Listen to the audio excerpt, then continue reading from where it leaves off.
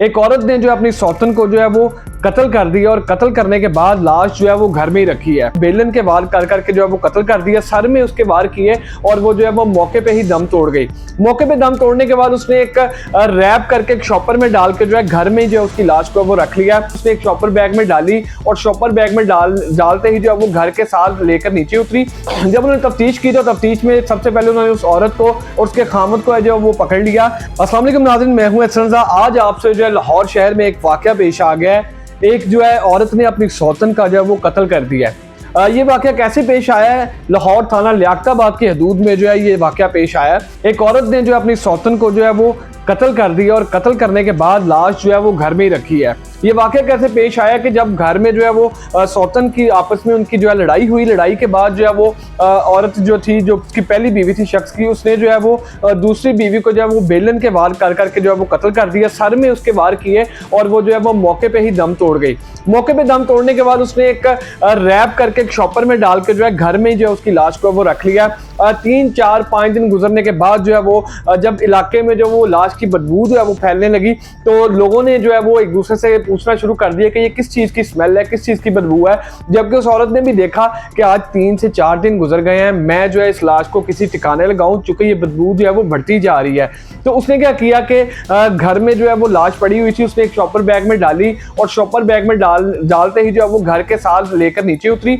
नीचे उतरने के बाद जो है उसने उसके घर के बिल्कुल 7 क्वार्टर थे, तो उसने सोचा कि इस लाश को है जो उस क्वार्टर की छत पे जो है मैं रख देती हूँ, जहाँ से लोग जो है वो देख लेंगे और ये वाकया जो है वो टोटली चेंज हो जाएगा। हुआ ये कि अल्लाह की करनी थी कि जब वो घर से लाश को लेके शॉपर में निकली तो रात का टाइम था। रात को उसने लाश को जो है वो शॉपर में डाल के नीचे उतारा। नीचे उतारने के बाद जब वो क्वार्टर की तरफ लेके जा रही थी तो मोहल्लेदार ने जो है उसको देखा और पूछा कि बाजी ये क्या है? तो उन्होंने कहा कि ये कारपेट, एक कालीन है जो खराब हो गया है, जिसको जो है मैं वो साथ वाले जो है वो घर में जो है वो रखने जा रही हूँ, फेंकने जा रही हूँ।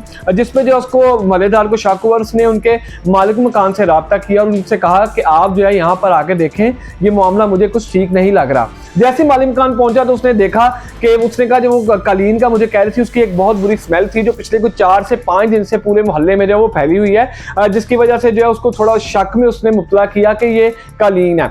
जैसे ही वो मालिक मकान आया तो उसने आगे देखा तो साथ वाली जो छत थी वहां पे जाके देखा तो शॉपर में जो वो उसकी शख्स की दूसरी बीवी की जो लाश है वो पड़ी हुई थी। उसने जो है मौके पे पुलिस को कॉल की और पुलिस को बुला लिया। पुलिस ने आके जो आते ही जो है वो तफ्तीश शुरू कर दी और मोहल्ले में जो है वो एक बहुत ही बुरी जो है वो बदबू फैली हुई थी, जिसका फिर लोगों को भी पता चल गया कि वो इस लाश की बदबू थी जो पिछले कुछ 5 दिनों से जो है वो इलाके में आ रही थी। तो जब उन्होंने तफ्तीश की तो तफ्तीश में सबसे पहले उन्होंने उस औरत को और उसके खामद को है जो वो पकड़ लिया। चूंकि खामद का भी उन्होंने तफ्तीश करनी थी कि क्या ये भी उसके कत्ल में मुलव्विस तो नहीं है। तो ये सारी तफ्तीश के बाद जब बात सामने आई तो उस औरत ने जो वो इकरार जुर्म किया कि वो मेरे साथ लड़ती थी, वो मेरा हक जो है वो खा जाती थी, मेरे शौहर ने उसके साथ शादी की थी, मुझे अच्छा नहीं लगता था, जिसकी बिना पर मैंने बेलन का वार करके उसको जो है वो कत्ल कर दिया। और कत्ल करने के बाद मैंने 5 दिन जो है घर में उसकी लाश को एक शॉपर में डाल के रखा।